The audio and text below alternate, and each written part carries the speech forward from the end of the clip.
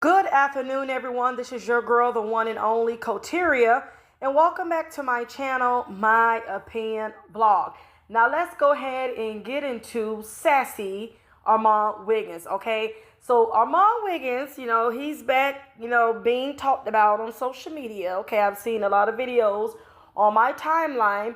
Last night, Armon Wiggins went to his spaces on Twitter and he had a space audio with his followers, okay? And Armon Wiggins kind of really wanted to get into his content and his video clip. They took little clips of his video, and it was used in JT documentary, okay? He was very happy and proud of that. He was taken back because he did not know that JT was going to use a couple of seconds of his video that he did a couple of months ago regarding the City Girl demise and them as a collective duo, how they don't fell off and flopped, and how the album didn't kind of do good and didn't sell well. So JT used a couple of Armon Wiggins video clips inside her documentary. So Armon Wiggins, like I said, baby, he was eating this up. Y'all know how he do. He was loud and proud. He was very impressed because he's saying that, he was kind of in the caliber of a couple of popular radio personalities such as Joe Budden, The Breakfast Club, Charlemagne. And then, he was just saying that, Jason Lee is another radio personality, and he's surprised that he wasn't kind of part of JT documentary, but they chose Tim. You know what I'm saying? So he was just like, he was very surprised because y'all know him and JT ain't really, the best of associates. He do have her number. He have communicated with her. I remember he used to do biased commentary a couple of years back of JT. He didn't kind of care for her. She was not his cup of tea. Up until recently, he flipped a coin, and now he's all JT, okay? He even said a couple of months ago that JT raps better than Cardi B, and I was like, hell to the no, but I was very taken back by that response. You know what I'm saying? And I do remember a year ago when he kind of ran into her at a show. I don't know, at some arena. I don't know if this was a game. He ran into Young Miami and JT. He said Young Miami was stuck up to Diddy. You know what I'm saying? She was trash. You know what I'm saying? She had like she didn't kind of want to acknowledge, I guess, his crew. And she was acting all brand new. And JT was kind of like mellow, humble one and stuff. So based on that little, I remember, video he did a year ago, I don't know how him and JT kind of got acquainted shortly after and stuff. But ever since, him and JT kind of reached out to each other, maybe kind of talked about, their differences. Now they're kind of in a good space with each other. I won't say the best of associates, but like I said, he have her number and she has his number, okay? Because he mentioned this on his channel. This is not allegedly. If you watch him on, he talked about this, okay? So, like I said, while he was on Spaces, like I said, he just was kind of like, happy that he was partially given, his flowers with just only a couple of second clips from his video. But the fact that he was acknowledged by a, musician, a rapper, a celebrity, that is pretty big. See, the thing is that, one thing I do give to Armon, like I said, remember, he's that gay that know how to entwine with the females. Even though he's messy, S-H-E-L-L, but he knows how to gather the girls. He know how to rally around them, make them comfortable, make them get acquainted, and then they pass him their numbers, and now he's pillow talking to these girls. He's a really good, a really good associate, a really good person that knows how to, connect with people on a certain level, if you get what I'm trying to say. Okay, so anywho, Armon was talking about a lot in this space audio. You understand what I'm saying? And he kind of threw some little shade at his ex-friend / associate, Milagro Gramz. Oh, yes, he did. He was just kind of saying, itches are very weird these days. They do weird activity. They have weird energy. 1 minute, they cool. 1 minute they stabbing you in the back, throwing you under the bus, using U.S. commentary, trying to potentially beef with you and fall out with you to build their channel. You understand? He was just saying that, he don't have to do, certain commentary where he has to just, talk. He don't have to talk about award shows or about a celebrity performance at an award show. He don't have to do none of that. He don't have to be facetious and salacious and stuff like that. He can just, give his breakdown and his opinion. He don't have to kind of be nasty and devious about it. You understand what I'm saying? And he was just like, he don't have to be misled by the general public or their followers or fans. Because he said a lot of people in the comments are very messy and they leave I guess these misleading little comments, and I guess the commentator, you know what I'm saying, like the blogger kind of reads them and start to believe what their fans are, like the comments that they're leaving, like, oh, this person saying that they did this for you, and this person saying, oh, why you're friends with this person, how come this person ain't do this for you like you did for this person? So our mom was like, you know what, kind of like she letting a lot of her fans get in her head. Instead of just reaching out to me and calling me, she decided to kind of go with where the wind blows, which is her followers to listen to, he say, she say, and so he don't have time for that. He was just like a lot of, the girls want to take his spot, but they're not qualified. Their work ethics are not there. He said a lot of times, they build their channel based off of, copy and paste. They go steal celebrity videos. Their community post their tweets, and they will actually repost this on their channel. And this is how they get their clicks and views, and this is how they trend, because all they doing is kind of like recycling, already stale receipts or already information that's being put out there. They're kind of reposting it, okay, just to get a Google AdSense check. And he's saying it's kind of not respected. You know what I'm saying? And this is how a lot of the girls, are becoming popular off of somebody else's work, okay? Somebody hard work. They're kind of like taking celebrities, commentary and making it their own, but they're just monetizing it. So that's what he was saying. Y'all know for me, I give my breakdowns of my opinions and my spin and my perspective and my point of views. Y'all know how I get down. I don't copy and paste. I don't steal nobody work. I'm all original. I just give my take and my breakdown on what I perceive on social media, whether it's TikTok or YouTube, and I just give my breakdown and opinion. I don't steal nobody videos.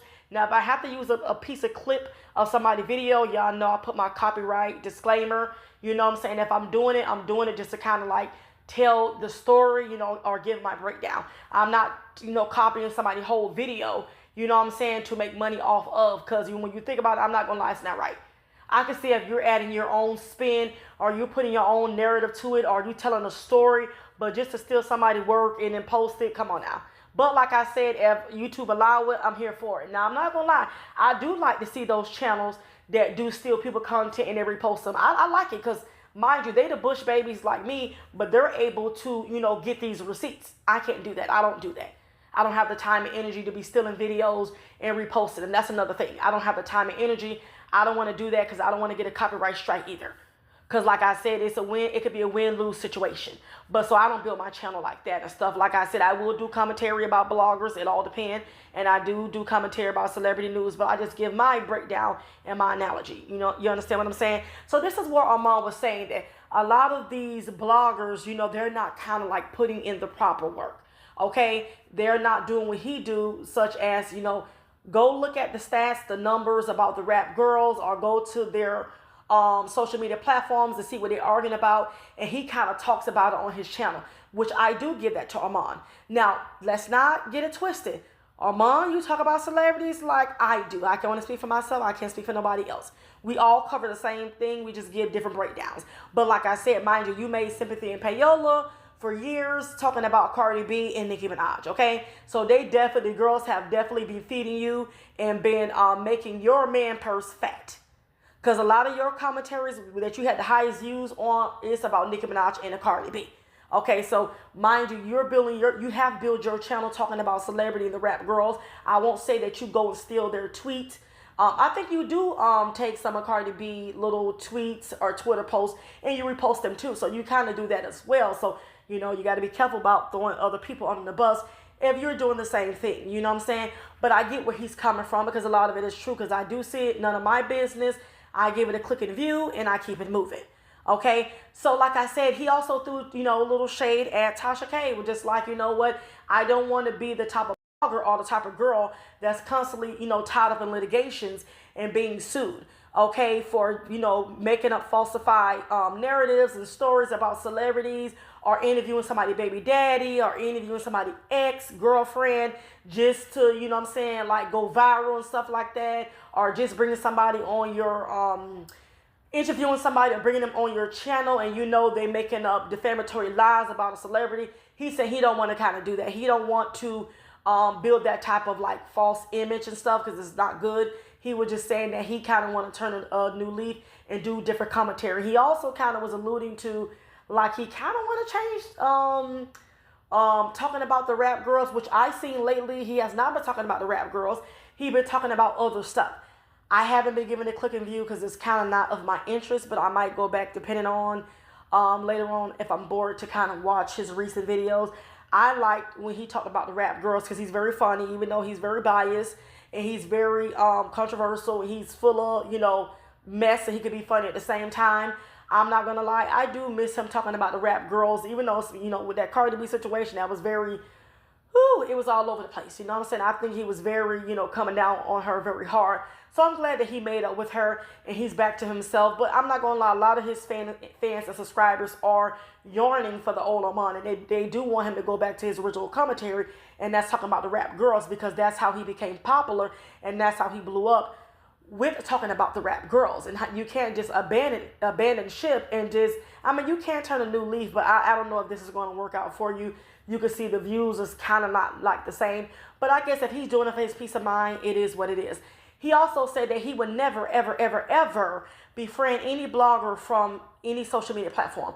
He don't want any parts. He said that it's always messy when he befriends bloggers online. It never ends well. He was just saying that, he helped people who was not bloggers, who wasn't even on social media. He kind of did work with them, and even people that was on social media, he reached out and just tried to be friendly and cordial, and I guess things went left. So it seemed like any type of friendship, associationship does not work out in his favor, because he feel like they always betray him and stab him in the back, or they always try to use him for clickbait, or use him to basically garner, some type of attention, from the audience, or to build their channel off his likeness and his name. So it always, he always falls out with the bloggers. So he said he don't even want to take a picture with no one, because he don't want to take a picture and then they spin. It was like, oh my God, Armon asked me to take a picture when it really was them asked for the picture. But he don't want them to spin a narrative like, oh my God, he was reaching out to them.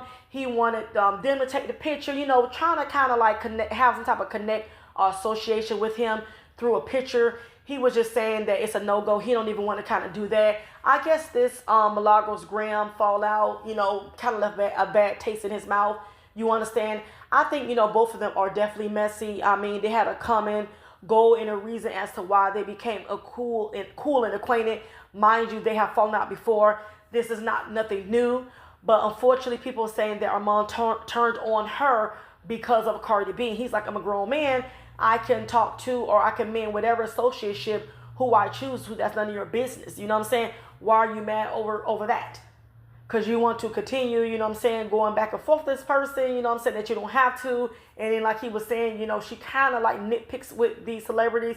Like she always, focusing on the negative stuff. Anytime there's some like negative headline regarding Cardi B and Megan Thee Stallion, she'll be the first one to post on it or go on her station and talk about it. He was saying he don't want to do that. He don't want to be known for doing that, being messy. He was like, a lot of these girls are crash dummies. They're too far gone. They can't even, how can I say, go back. You know what I'm saying? They can't change, their commentary, because they're so far gone and they're so used to being vindictive and devious and nasty and facetious. Basically, that's what he was saying. He don't want to be a crash dummy. He don't want to crash out, been there and done that. So it seems as though, I think Armon is definitely going to come back.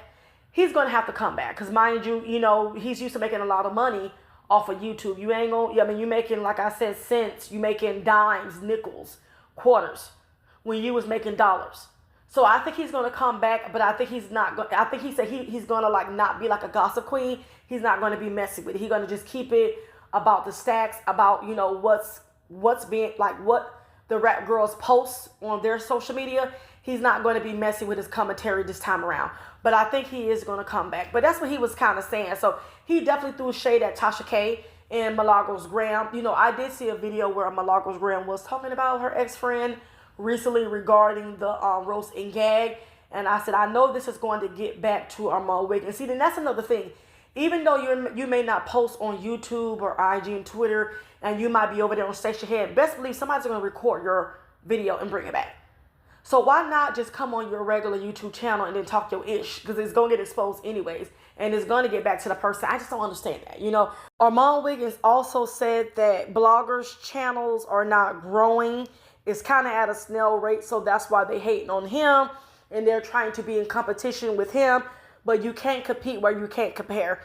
Armon is kind of saying that he has the sauce, basically. He has the swag and the vibe. And this is why, you know, he has some momentum to grow his channel. And this is why he's getting a lot of the offers the other girls can't get. And they're jealous, basically. And he's saying they're trying to come against him. They see that he's kind of down. And they're trying to pile on him like a domino effect. Because, you know, with this whole TGIF Foxhole cancellation, you know, all his haters are kind of coming against him. They're rallying around him. They're trying to bring him down because he's already kind of weak. He's at his weakest because of the situation that he, you know, kind of got himself into with his mouth or whatever he was told by a co-host and whatever that was happening. And so he reacted and then he lost his job. But he's just saying this is when all his haters come out, when he's at his lowest or his weakest. And, you know, they show their true intentions and their characters. So he was just saying that, you know what, like people is just jealous. They're haters, you know what I'm saying? He was just saying they're weird. You know what I'm saying? Weird energy. So, but anywho, that's all I got to say, y'all. And I will catch y'all later.